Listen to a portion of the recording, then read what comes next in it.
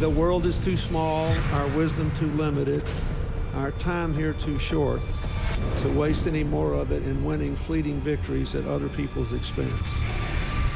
The Clinton Global Initiative, which brings philanthropists and CEOs together with nonprofits to make concrete commitments aimed at some of the world's toughest problems. Almost 10 years in, they have leveraged billions of dollars in assistance in more than 180 countries. CGI was designed to tackle big global challenges in bite-sized pieces, with the conviction that regardless of size or scope, our problems will yield to concerted action and innovative partnerships of individuals, NGOs, businesses, and governments. We have to now find a way to triumph together. All the problems that we face, from climate change to financial contagion to nuclear proliferation, are too complex and cross-cutting for any one government, or indeed for governments, to solve alone. Because we believe that ending hunger is not only possible, but it is both a moral and strategic imperative. Hillary Clinton is trying to shift the spotlight to global warming. The presidential contender unveiling her plans to combat climate change. Together with innovative partners from the public and private sectors, we're working to make homes, universities, and cities more energy efficient. We share a common future, and we are here to find common ground. Women must be empowered. It's classic Bill Clinton, by using his birthday to help the causes he champions, from combating climate change to obesity and even HIV/AIDS. Help bring new dignity and respect to women and girls all over the world. And in so doing, bring new strength and stability to families as well. We are trying to do something no one has ever done before. A new report today claims that the Clinton Foundation gives about 10% of its money that it raises to actual charities and the services that they offer. It has been reported you've made $5 million making speeches. The president's made more than $100 million. Well, if you have no reason to remember, but we came out of the White House not only dead broke, but in debt. 6 years ago, Hillary Clinton was about to become Secretary of State. Barack Obama had nominated her. Everyone knew she was going to be confirmed by the Senate, going to be confirmed easily. But there was a thought, there was a question, there was a doubt out there about a potential conflict of interest. The Clinton Foundation dropping its self-imposed ban on collecting funds from foreign governments and entities. And now the Washington Post reports total contributions to that foundation amount to $2 billion. There's a lot of money sloshing around. Everything is blurred, and it's not good. The questions scream out at me. What in the world happened with the foundation and these ulterior motives and this money and the email server? I'm sorry. Those scream out at me. The amount of schmoozing involved and crossing lines and one person putting money in a foundation and then Clinton getting unbelievable amounts for his speeches, contracts going one way or another, it's not good. I look forward to working with all of you, particularly the appropriators. We have a lot of work to do, and it is such important work that lies ahead.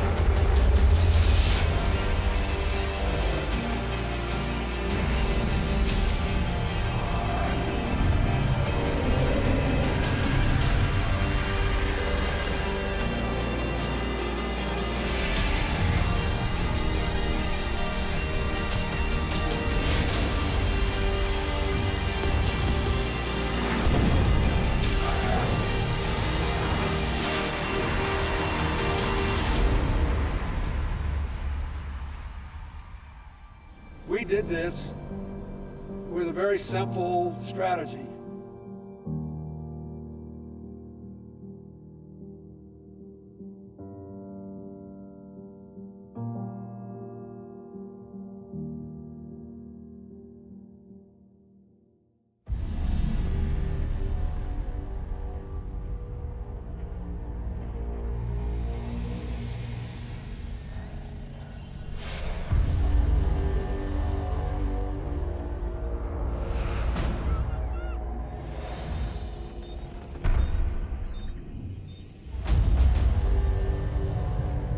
Africa is a continent that has been a chamber of horrors for decades.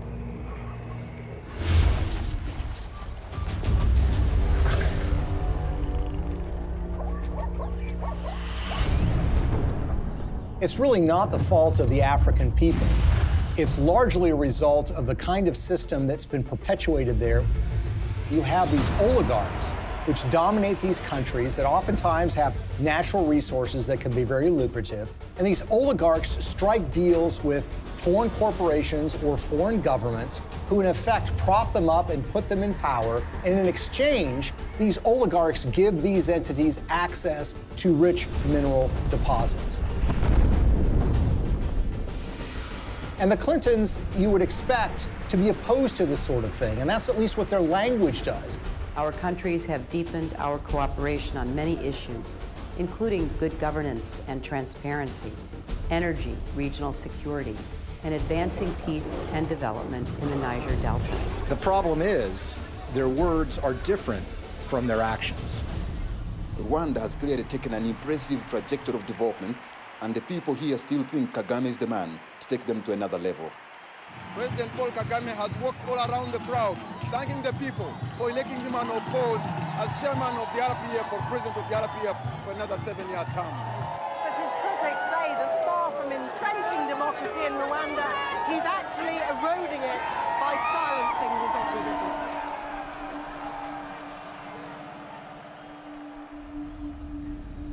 Paul Kagame has been praised by Bill Clinton and the Clinton Foundation. But the fact of the matter is Paul Kagame has a terrible human rights record. He's accused of aiding military operations in the neighboring Democratic Republic of Congo, and that actually forced the recruitment of child soldiers. The UN has identified him as being involved in activities that entailed massive human rights violations. The newer opposition parties that have been formed in the last year or two have one by one been silenced or otherwise excluded from the race. And individuals, so not only politicians, but even journalists, for example, and other Rwandans who may have views different from those of the government, have found themselves at the receiving end of what has become quite a violent campaign of intimidation. Well, Paul Kagame is a friend of Bill Clinton's. I want to say a special word of appreciation for the leadership of President Kagame. I'm greatly humbled to receive this Clinton Global Citizen Award. He's actually given awards by Bill Clinton for his conduct as the leader of that country, and they regale him as a great military leader. This is the sort of legitimization that we don't want of these kinds of dictators and leaders. That's the kind of legitimization that the Clintons have engaged in. And they've done it in a way that creates commercial opportunities for donors and friends and allies who want to do business in Africa.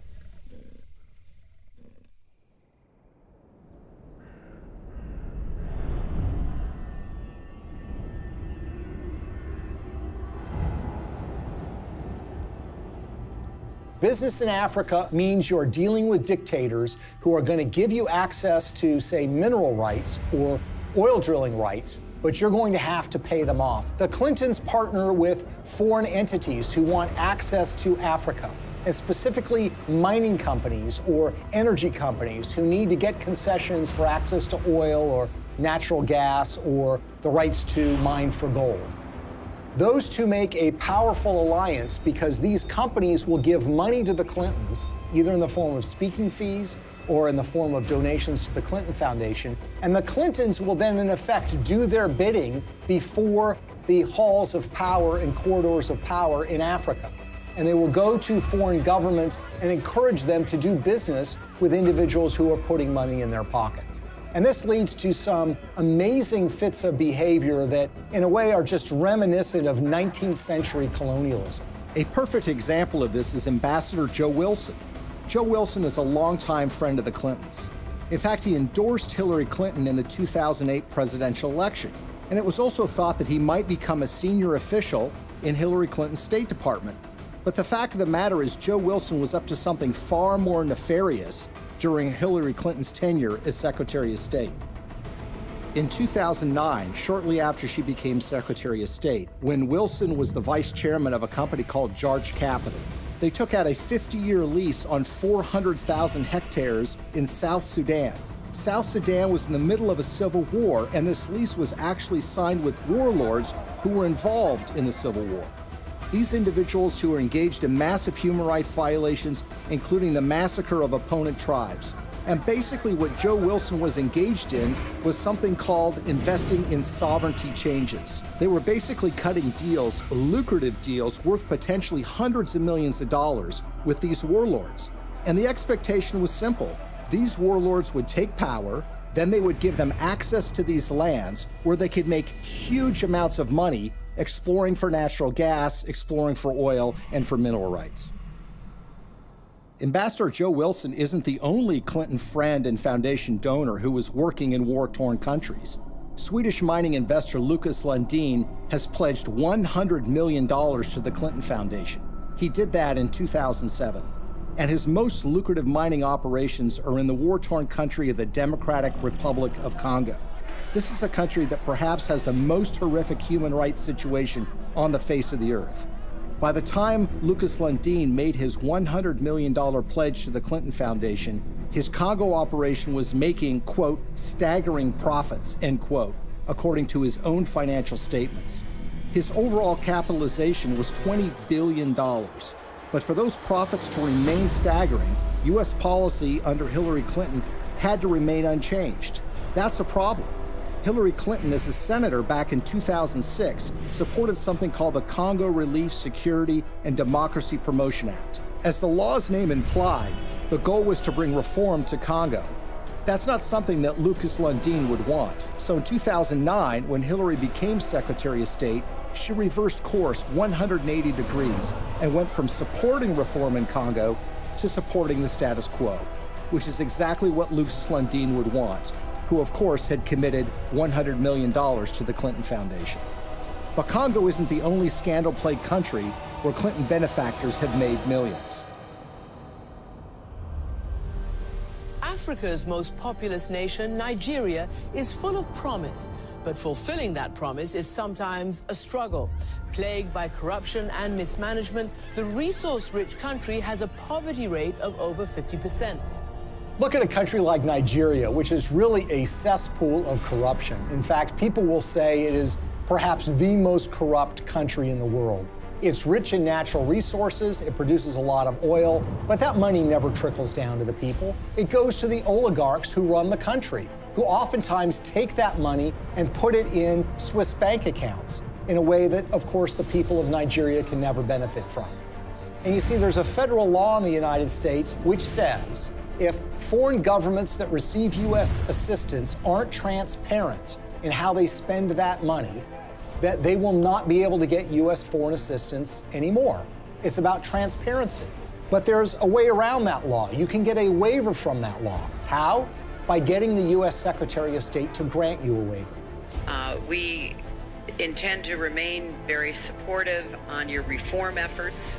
Thank you for mentioning the work we did together on the elections. We're also very supportive of the anti-corruption reform efforts, more transparency, and the work that you and your team is also championing, because we really believe that the future for Nigeria is limitless. So in the case of Nigeria, they receive hundreds of millions of dollars in U.S. foreign assistance. They've not made progress in being more transparent, and of course, they've gotten exemptions from Hillary Clinton while she was Secretary of State. What's so curious about this is what was happening commercially to the Clintons while this was going on. Bill Clinton, for the first time ever, gets paid highly lucrative speeches in Nigeria, which had never happened before. In fact, he gets paid to do 2 speeches for $700,000 apiece by a businessman in Nigeria who just happens to be close with the president of that country. Keep in mind, by the way, that his normal speaking fee is less than $200,000 a speech. So this was an enormous payday for Bill Clinton. Okay, now we'll begin the panel.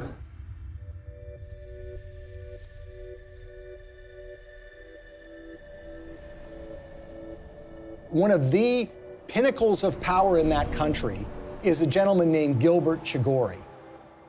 Gilbert Chagoury, who has committed $1 billion to the Clinton Global Initiative, is connected to another individual in the Clinton orbit. That would be Mark Rich, the billionaire who was on the FBI's 10 most wanted list that was suddenly and surprisingly pardoned by Bill Clinton in 2001.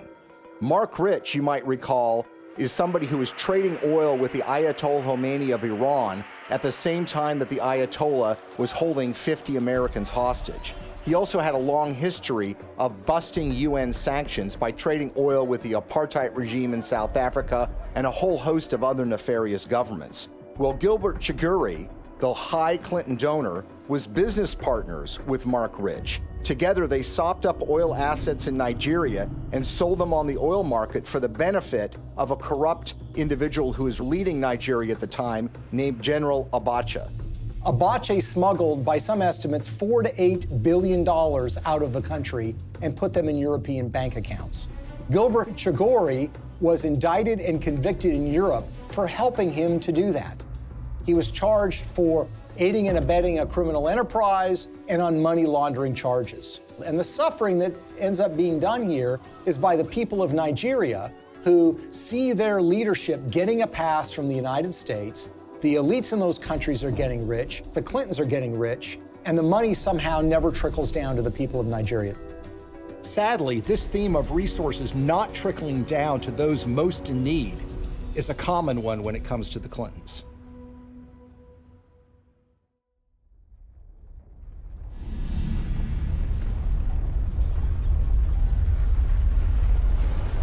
As we told you at the start of tonight's program, a major magnitude earthquake has hit the island of Haiti in the Caribbean.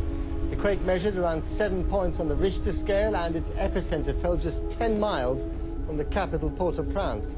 Haiti's ambassador to the U.S. has described the event as a catastrophe of major proportions. So far, we have no information regarding the casualties. The war is coming to an end! It was a big earthquake. It lasts like 15 seconds, I think.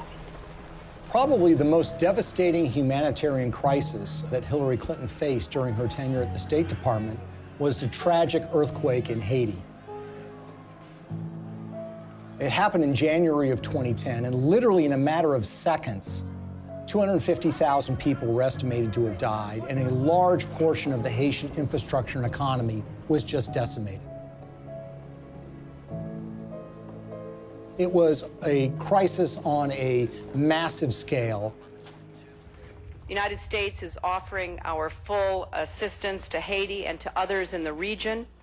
We will be providing both civilian and military disaster relief and humanitarian assistance, and our prayers are with the people who have suffered, their families, and their loved ones. In the days and weeks that followed the earthquake in January of 2010, Hillary Clinton made visits to Haiti. And here's the latest on Haiti. U.S. Secretary of State Hillary Clinton arrived in Port-au-Prince just about an hour ago. She is the highest-ranking U.S. official in Haiti right now since Tuesday's earthquake. She's meeting with Haitian leaders and international officials to discuss the rescue and relief efforts. In fact, on her first visit, which occurred days after the earthquake, they literally had to stop traffic going in to the airport at Port-au-Prince. There, of course, were relief supplies that were being flown in, but that traffic was stopped so the Secretary of State could come and assess the damage. There is a perception, there have been complaints or reports of bottlenecks, that there's a lot of aid coming in, but it's very hard to get it out to the people who need it. That's just not true. The aid is coming in, we're getting it out, there's just not enough of it yet. She flew in with her political aides on a large federal airplane. She landed at the airport. She made a large press conference, made statements about her commitment to rebuilding this country, and then she was soon whisked away, headed back to Washington, D.C. Theirs is a city in ruins, a country which can do little but wait for help to arrive. The international community responded in the way that you would expect it to. That is, large amounts of money were committed, up to $13 billion from international relief organizations. And of course, you had the official role of the State Department, which would be point on U.S. taxpayer dollars going to Haiti, for the purposes of relief. I want to assure the people of Haiti that the United States is a friend, a partner, and a supporter. Hillary Clinton's State Department would oversee the reconstruction effort, with Chief of Staff Cheryl Mills responsible for the allocation of U.S. tax dollars through USAID. And Bill Clinton, already appointed Special Envoy to Haiti for the United Nations, was named co-chair of the Interim Haiti Recovery Commission, along with a former Haitian Prime Minister. I hope that it will be rebuilt in a much stronger and more sustainable way, and I think the Haitians want that. So this was clearly a Clinton operation from the beginning. Now, the Haitians had their own ideas about how best to rebuild their country. They wanted new roads. They wanted buildings rebuilt. And that's what you would expect. This is how you recover from an earthquake. The problem is that the Clintons had their own agenda, the interests of major donors who had a vested interest in spending that money in Haiti in ways that would benefit them. And so you immediately had this clash between the Haitians and the Clintons. And Haitians complained almost immediately that they were shut out of the decision-making process, that it was really Bill Clinton and a few of his friends that were calling the shots on the IHRC. And they made some monumentally bad decisions that not only didn't benefit the Haitian people, but ended up putting money in the pockets of major Clinton donors who had economic stakes in Haiti. We have been united behind a single goal: making investments in this country's people and your infrastructure. So it's a classic example of what some people call disaster capitalism. Disaster capitalism in that a natural disaster creates opportunities for rebuilding to take place, but also for self-enrichment to take place. And if you look at the Clintons and the promises that were made and the results that actually followed, it is a tragic story of crony capitalism gone awry.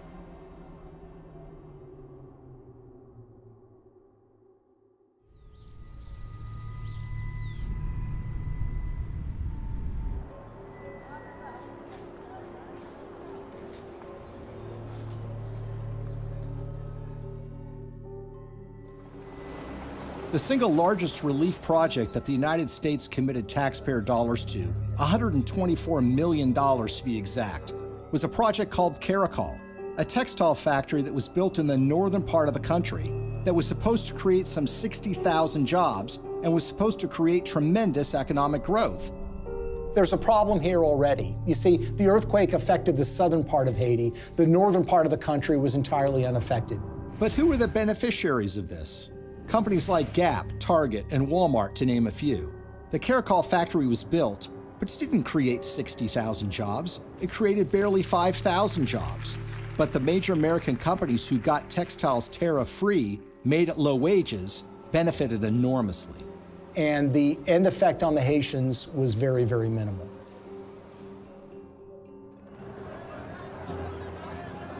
If you look at some of the infrastructure projects that were undertaken, the Clintons had very grand plans to build large tracts of homes, and there were contractors that were selected for those projects. Sometimes the contractors had experience, sometimes they did not.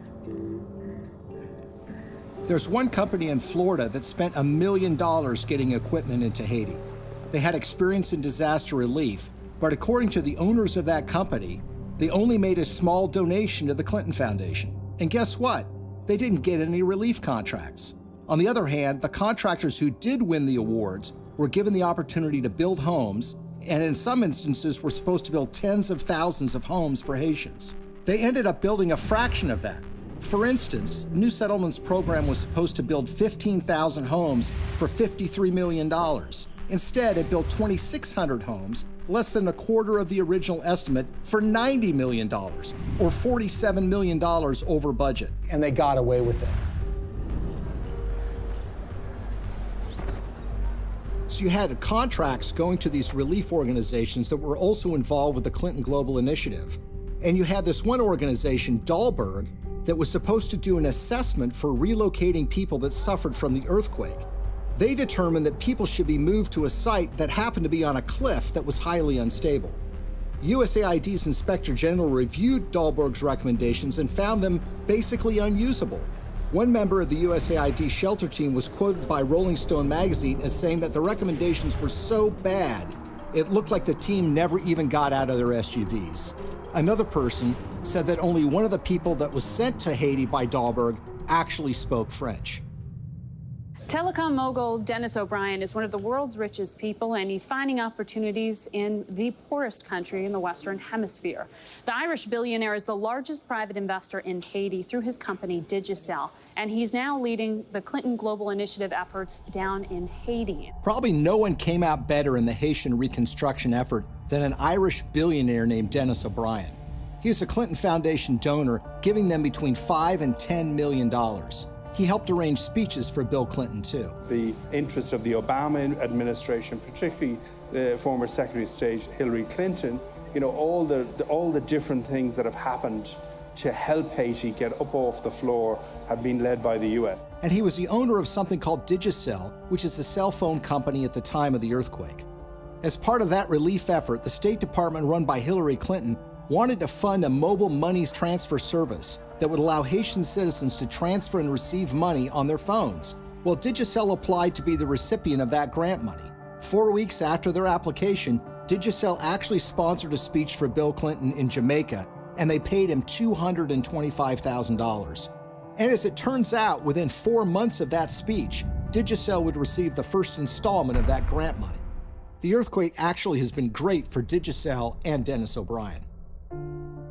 More than 4 years since a magnitude 7.0 earthquake devastated Haiti, and outrage there is growing over the largely failed reconstruction effort, despite the hundreds of millions of dollars in aid that has been collected and spent by the IHRC, the Interim Haiti Recovery Commission.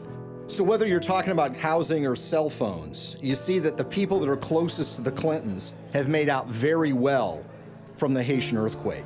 The rest of the country, the ordinary people of Haiti, not so much. Haitian activists staged a protest outside Hillary Clinton's Manhattan office. The demonstrators claim billions of dollars were stolen through the Haiti Reconstruction Commission headed by Bill Clinton. They also say Haiti was used as a cover for foreign governments to funnel kickbacks of possibly hundreds of millions of dollars through the Clinton Foundation. They say it was done in exchange for favors that Hillary was doing for them as Secretary of State. The tragedy is we had an opportunity to rebuild in a way that would give the people of that country hope. Sadly, that opportunity was squandered, and what took place, rather than rebuilding Haiti, was the self-enrichment by friends of the Clintons. For all of Bill Clinton's talk about building Haiti back better, the fact remains that the most visible evidence of Clinton's role in the recovery isn't the improvement of daily life for everyday Haitians, but the construction of new luxury hotels just miles from the folks who have been living in tarps USAID handed out immediately after the earthquake. We are telling the world of the crimes that Bill and Hillary Clinton are responsible for in Haiti. But while the world eventually lost interest in Haiti's recovery, the influence and connections afforded to donors from the Clinton Foundation appear to have been lessons learned by others. So how much do connections to the Clintons matter when you're talking about Haiti? Consider the case of gold mining. The government of Haiti had not granted a gold mining concession in 50 years. They decided to do so during the reconstruction of their country, which was being overseen by Bill and Hillary Clinton. What company did they select to get this gold mining permit? A company called VCS Mining. VCS Mining had very little experience in gold mining, but what did they have? They had connections. Shortly after they got that concession, someone joined their board of directors. It just happened to be Tony Rodham, brother of Hillary Rodham Clinton. It was a true disaster that followed the earthquake, which was the natural disaster. This was the man-made Clinton-caused disaster in relief that led to the wasting of enormous sums of money, the enrichment of elites that were friends with the Clintons, and the Haitians were left in a situation where their life was really not much better than it was the day after the earthquake happened.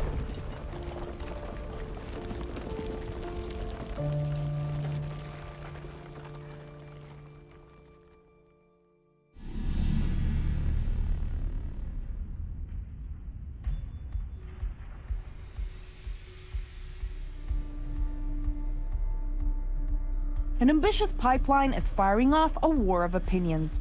Environmental activists marched in Washington today to protest plans for the Keystone XL oil pipeline.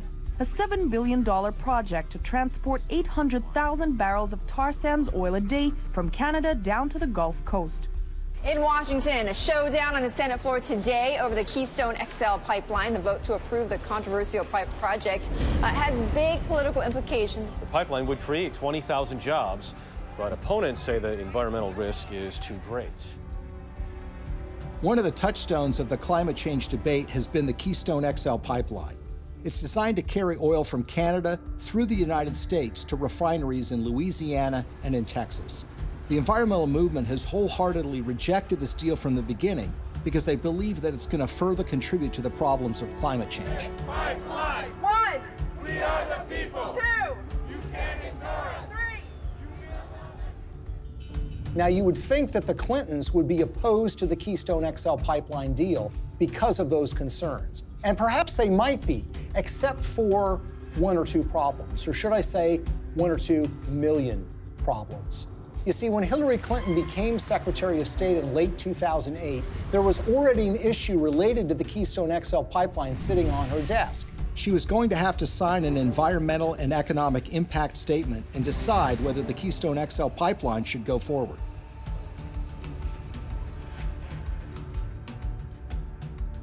At that precise time, Bill Clinton gets a lucrative offer of nearly $2 million to give 10 speeches in Canada for the first time ever from a company called TD Bank Investment Group. He gave the last speech in May of 2011. 3 months later, Hillary's State Department releases an environmental impact statement that was seen as largely supportive of the Keystone XL pipeline in a way that was massively controversial. Hillary Clinton, in effect, was betraying the environmental movement by greenlighting this deal, when she had in her hands the power to kill this deal in its crib. It was shocking. Organizations like Greenpeace and Friends of the Earth were stunned. They wanted investigations, but everybody was mystified. Nobody could understand why Hillary Clinton would sign off on this deal, particularly when she had been in favor of dealing with climate change, and her boss, Barack Obama, by all indications, seemed to be opposed to this deal as well. It's also a time for a new approach to climate change. We know we've got to deal with global warming. We're seeing the effects of it.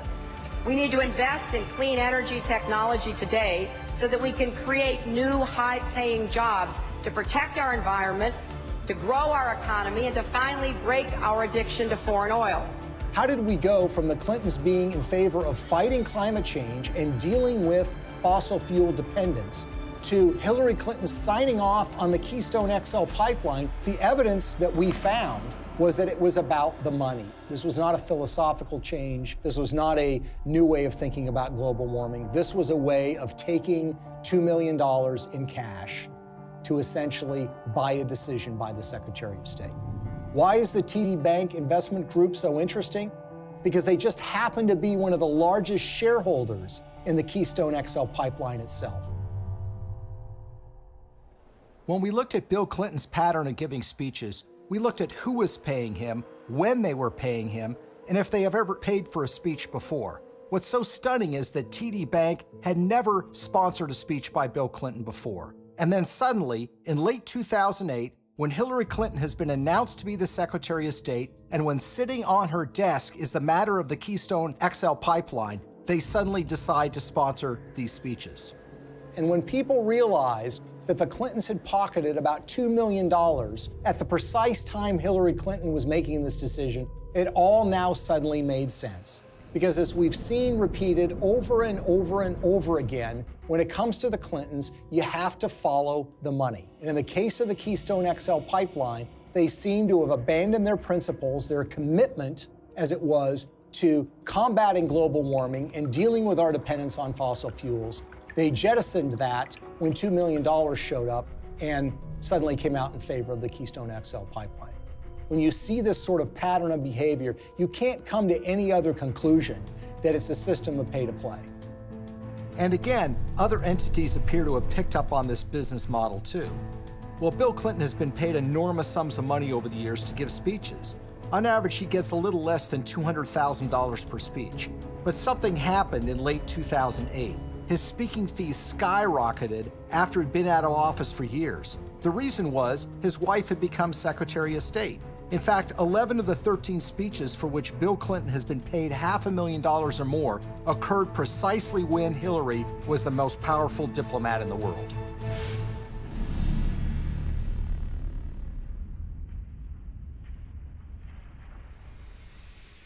You will never contribute to an organization that will give you a higher probability of having your good intentions turn into real positive changes in other people's lives.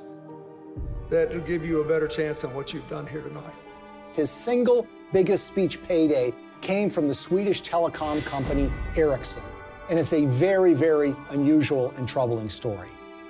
Now, Ericsson is a Swedish telecom company that in 2009 and 2010 was in trouble with Hillary Clinton's State Department because Ericsson was selling a lot of telecom equipment to Iran, to Belarus, and to other oppressive governments, about which the State Department was concerned. Ericsson risked being put on a list by the federal government in the United States for trading with an enemy state. There was actually an effort being put forward in Washington to broaden Iranian sanctions to include the very technologies that Ericsson was selling to the Iranian government. So it's against this background that Ericsson decided now might be a good time to hire Bill Clinton to give a speech. They had never paid for a speech by him before, and they decided to go in big, $750,000 for a single speech. 7 days after he gave that speech, Hillary's State Department came out with a statement which said, "We are not going to broaden sanctions on Iran to include technologies like telecom. We're going to rely and expect companies like Ericsson to police themselves." It was a massive win for Ericsson.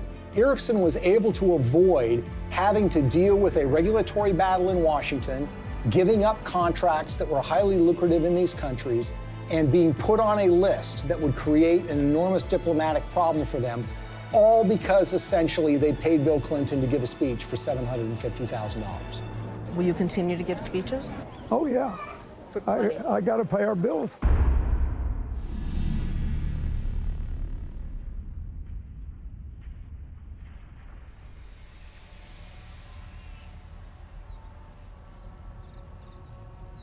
So the question is, why do we see the Clintons reversing decades of policy positions that they've held so closely on issues like human rights and environment?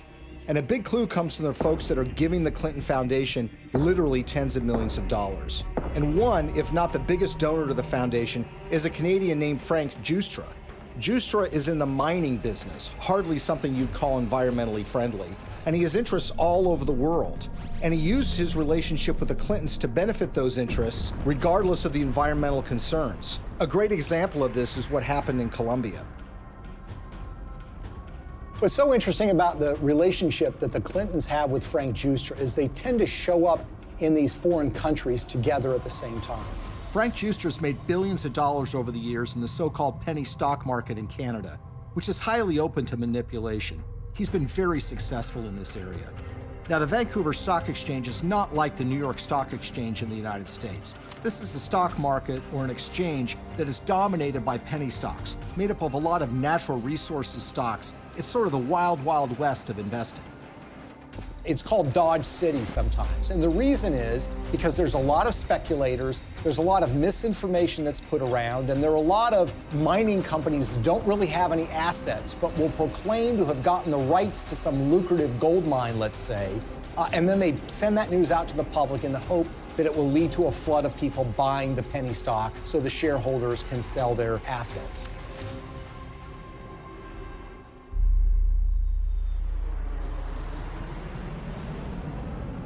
So in June of 2010, Bill Clinton and Frank Giustra fly to Bogota, Colombia. And who arrives there at roughly the same time? Secretary of State Hillary Clinton. The big thing from the news conference was where Bill and Hillary were dining the other night in Bogota. I had a chance to talk to about her dinner experience in the Zona Rosa, and here's what she had to say. Dinner was good? It was excellent in every way. So it was like eating in the States, but eating in Bogota. Well, it was a real treat to be in Bogota and to be with people who love this city so much, including my husband. Now, in her memoirs, Hillary Clinton says that this is just a happy coincidence. But when you see what follows, you realize that this is no coincidence. The following morning, Bill Clinton has a breakfast meeting with the outgoing president of Colombia, President Uribe. Then, like a tag team, Secretary of State Hillary Clinton has a noon lunch meeting with him, and she grants him several favors, including technical agreements that the Colombian government wants. In the days that follow, something dramatic happens. Frank Giustra has 3 companies that get major concessions from the Colombian government: Pacific Rubiales, Petroamerica, and Prima Colombia Properties.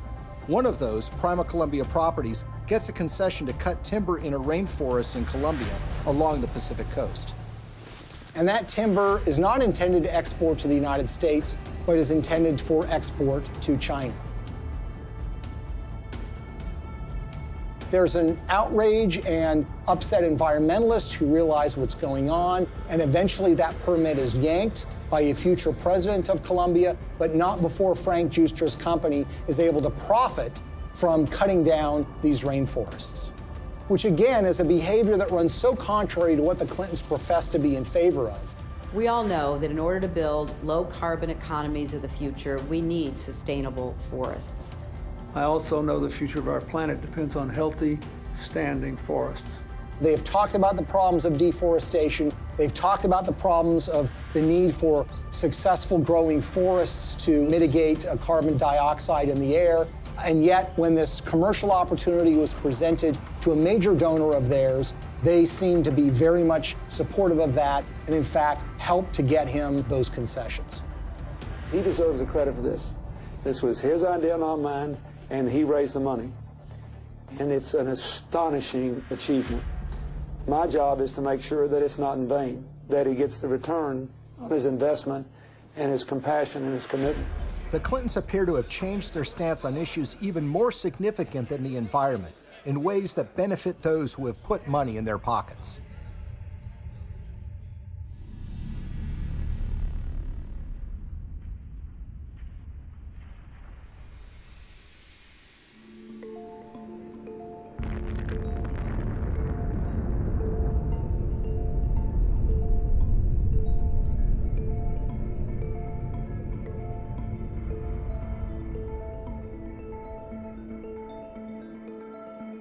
I represent a president and a country committed to a vision of a world without nuclear weapons and to taking the concrete steps necessary that will help us get there.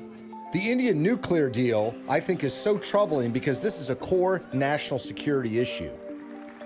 One of the signature achievements in foreign policy for Bill Clinton was pushing the Test Ban Treaty and the Non-Proliferation Treaty. Today in New York, the United Nations General Assembly voted overwhelmingly to adopt the Comprehensive Nuclear Test Ban Treaty and open it for signature later this month. The NPT has been sort of the holy grail when it comes to nuclear disarmament, something that the Clintons have been supportive of, not just for years, but for decades. That was all thrown asunder in 1998 when the Indian government tested nuclear weapons underground. India's action threatens the stability of Asia and challenges the firm international consensus to stop all nuclear testing. These were tests that truly shocked the world. Even the CIA was not aware that these tests were about to take place. Clinton's reaction was volcanic. He felt betrayed by the Indian government, and as a result, he imposed sanctions on India, essentially saying, you're not going to get access to U.S. nuclear technology until you sign the NPT, the Non-Proliferation Treaty. In 2005, the Indian government wanted to get these sanctions lifted. Not only do they have an interest in expanding their civilian nuclear base, they live in a neighborhood where some pretty tough customers and rivals have nuclear weapons themselves. First of all, you've got Pakistan, which is right next door, which is widely believed to have nuclear weapons. And then you have China, a longtime rival of India, which has a nuclear arsenal. The Clintons said that they were in favor of giving the Indian government some access, but the problem is it didn't go nearly as far as the Indian government wanted. So in 2005, they started making donations to the Clinton Foundation. This morning, yet another shady donation to the Clinton Foundation has surfaced, this time tied to a donor from India, apparently a friend of Bill Clinton. We're talking about tens of millions of dollars from Indian interests flowing into the Clinton Foundation. And we're talking about at least hundreds of thousands, if not millions of dollars in speeches that Bill Clinton was paid by interested parties in the Indian nuclear deal. Amar Singh, according to Clinton disclosures, has given between $1 and $5 million to the Clinton Foundation in the push to get them to support Indian access to nuclear technology. He's a member of parliament who has gotten in fistfights on the floor of the parliament, who's been charged with bribing members of parliament to get certain pieces of legislation passed.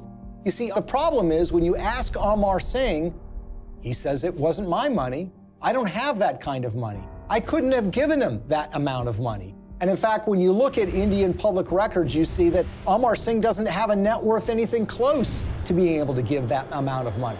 So where did the money come from? Well, sometimes the most obvious answer is the correct one. Sant Chhatwal is an Indian businessman who has been close to the Clintons for years. He pledged to raise $5 million for her 2008 presidential campaign. And Bill Clinton was at his son's wedding. They actually named him as a trustee of the Clinton Foundation. When Hillary Clinton was first running for the Senate in 2000, Sant Chhatwal was in trouble with a federal agency called the Federal Deposit Insurance Corporation. He basically owed them millions of dollars from unpaid loans. Well, in 2000, Chhatwal throws a fundraiser for Hillary Clinton, and he brings in $500,000.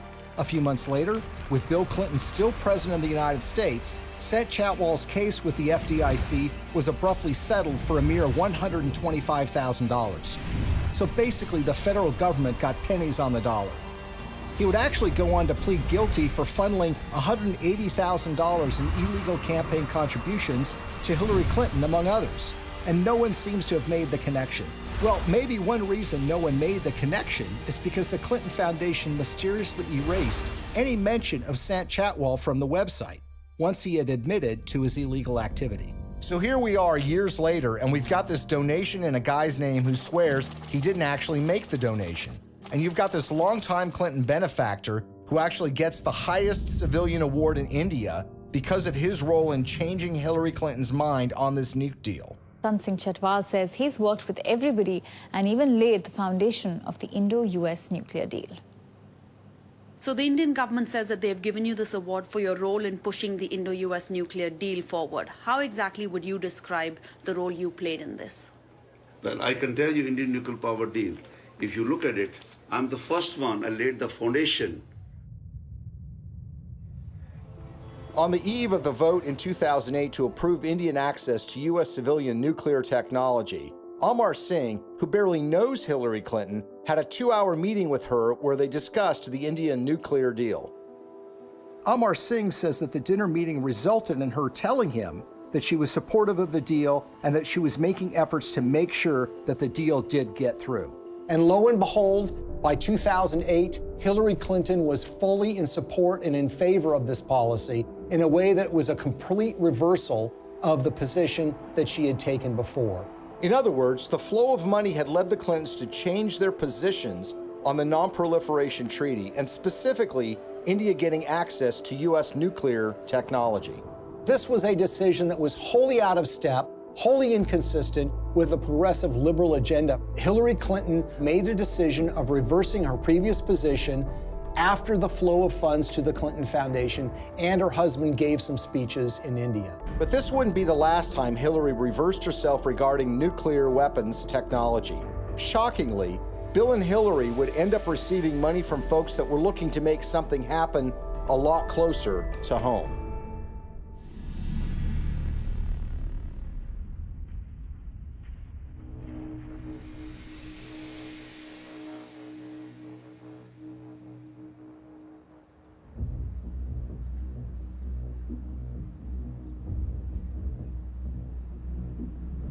I think the Russian uranium story is perhaps the most shocking and most blatant example of how the Clintons operate.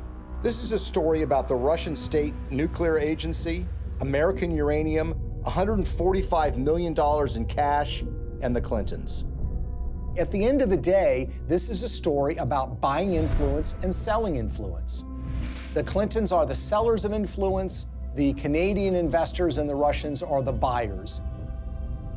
Bill Clinton had gone to the Central Asian country of Kazakhstan in 2005 with Frank Giustra. Kazakhstan is a country that's been run since the collapse of the Soviet Union by a dictator named Nazarbayev, who shuts down political opposition and tortures political opponents. The ostensible purpose of the visit to Kazakhstan by Bill Clinton was to talk with Nazarbayev about AIDS, HIV. The problem is Kazakhstan really does not have an AIDS, HIV problem. So that explanation really doesn't make sense. What makes far more sense is that Frank Giustra wanted access to very lucrative Kazakh uranium mines. Kazakhstan is one of the largest producers of uranium in the world.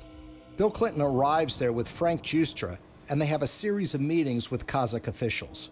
There's a press conference where Bill Clinton stands with the dictator of Kazakhstan and he praises the human rights record. He praises that elections are being held in the country, and he even says that Kazakhstan should head up something called the OSCE, which is the Organization for Security and Cooperation in Europe. Think about that for a second. Bill Clinton is saying that a known human rights violator who's been condemned by human rights organizations around the world should head up a human rights organization. They go from a press conference to a dinner where Frank Giustra, Nazarbayev, the dictator of Kazakhstan, and Bill Clinton meet and talk. Well, 2 days after that meeting, Frank Giustra finally gets his uranium concessions. Worth hundreds of millions of dollars. A couple of weeks after that, Bill Clinton gets his $30 million from Frank Giustra, the first payment in what will become more than $100 million in pledges and commitments and donations made by Frank Giustra. So it's really, in a way, a simple story in that they all are walking away from the table with something that they want. Nazarbayev is getting the legitimacy of an ex-president, saying what a nice and kind leader he is. Frank Giustra gets his uranium concession, and Bill Clinton and his foundation get cold, hard cash. Now let's move to chapter 2 of this story, which is even more sinister. You see, the international uranium market is very competitive. The Kremlin sees dominance and control of the uranium market as a source of national power. Frank Giustra takes that uranium concession he got in Kazakhstan and puts it into a company in a so-called reverse merger, which was one way for a private company to go public to form something called Uranium One. It's a company traded on the stock market in Canada, and they start acquiring uranium concessions in places like Wyoming, Texas, New Mexico, and Utah. And by 2009, they have what is expected to be 50% of future uranium production in the United States. This gets the interest of Vladimir Putin and the Russian government. And in fact, there are State Department cables that were leaked through WikiLeaks, which show that Hillary was aware of the fact that the Russians took great care to try to dominate the international uranium market. Well, the Russians want to buy this asset, and they offer a 40% overprice on the share of the stock. And for this transaction to go through, it has to be approved by the U.S. federal government. Why? Because uranium is regarded as a critical industry in the United States. After all, this is used for our civilian nuclear reactors and goes into nuclear weapons. So it goes before the federal government where it needs to be signed off by a series of federal agencies, including the Secretary of State, Hillary Clinton. As Hillary Clinton is contemplating this, shareholders in Uranium One, including Frank Giustra, have sent more than $145 million to the Clinton Foundation. The chairman of that company at the precise time is a guy named Ian Telfer, who is also making donations to the Clinton Foundation, as is Frank Holmes, who is another major Uranium One shareholder. And Hillary Clinton, who has a record of opposing precisely these kinds of deals, comes out and says, you know what, I think this is a good deal. Let's let Vladimir Putin take control of what is now 20% of U.S. uranium production. Bill Clinton and Hillary Clinton are the only figures in American politics who are willing to do this deal and who could actually pull it off. because they had a reputation that runs so contrary to what they're doing. I mean, this is what the Clinton Foundation does, right? This is what they talk about politically, their support for human rights, their concerns about proliferation, their concerns about issues related to Russian aggression. There's no doubt that when Putin came back in and said he was going to be president, that did change the relationship. We have to stand up to his bullying. And what's so interesting when you consider this uranium deal are the actions of a small Canadian investment firm called Salida Capital. Salida Capital, in 2010, as this deal was going down, committed to give millions of dollars to the Clinton Foundation, and they also sponsored a speech by Bill Clinton in Canada. Salida Capital is also the name of a wholly owned subsidiary of Rosatom. Who is Rosatom? Well, this is the government agency in Russia that controls their nuclear arsenal, that built nuclear reactors in Iran, and engages in nuclear technology exchanges with rogue countries like North Korea. What this means, in essence, is that the Russian government, specifically Rosatom, was funneling money through a subsidiary directly to the Clinton Foundation. But the payday didn't end there. 4 months before Hillary Clinton's State Department would sign off on the Russian purchase of uranium-1, Bill Clinton got paid $500,000 to give a single speech in Moscow. He was being paid by a firm called Renaissance Capital, which has a long history of association with Russian intelligence services. What makes this speech stand out is not only the timing of when he's being paid, but the amount that he's being paid. You see, the last time Bill Clinton gave a speech in Russia was 5 years earlier. At that time, he was paid about 1/3 of what he was being paid this time. Why is Russian control of 20% of U.S. uranium so troubling? If you're in an era where nuclear weapons are a reality, where nuclear energy is an important component of energy production in the United States, and increasingly around the world, control of uranium is absolutely crucial. And unlike oil or natural gas can be found in so many places around the world, there are precious few places where you can find significant and large amounts of uranium that you can produce on a commercial scale. What we've essentially done is handed this precious resource to Vladimir Putin and the Russian government. They're not only engaged in aggression in places like Ukraine, but they've been very aggressive in fighting American interests around the globe. Russia's not an ally. Russia's not a friend. Vladimir Putin's Russia is a rival of the United States, and yet we've given them control over this precious resource. Uranium, the key mineral in nuclear generation, is a domestic resource. This is what's going to power America. I think a lot of people in Middle America would be surprised to know that the Russian government is doing business in places like Colorado or Wyoming or Utah. These are small mining towns. These are operations that have existed for a while, that have been under the control of American companies or for a while Canadian companies. But it's now Russian companies that control this, and those companies are controlled by the Russian government. Having read through the archives of the KGB, the files that they have been released, I can tell you that they look at the United States as weak and ineffectual. This is a thuggish government that is engaged in massive human rights violations. There are opponents of this regime that have been killed or have disappeared. There's been persecution of human rights organizations. There's been persecution of homosexuals. And it's shocking and stunning to me that there has not been more attention focused to this fact, that we have given this critical resource to somebody who is engaged in so much nefarious behavior.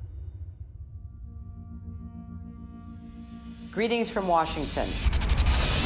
I want to thank all of you for your work to root out corruption that weakens economic development, feeds black markets and organized crime, and undermines the promise of democracy. As we work together to eradicate corruption in our own countries, we should also maintain the highest standards of transparency and accountability in our development efforts around the world. Corruption in emerging markets and fragile democracies undermines the confidence of citizens and investors alike, while responsible governance helps to foster sustainable economic development and political stability. I believe in the oldest adage in American politics, which is follow the money. Enormous amounts of money have flowed to the Clintons from foreign governments, foreign financiers, and businesses. Some of that money lands in their pocket. Some of it lands in their foundation. It's a pattern we've seen repeated over and over and over again all around the world. It's not a coincidence. Money exchanges hands and favors are done. Now Clinton friends and supporters will say there's no smoking gun.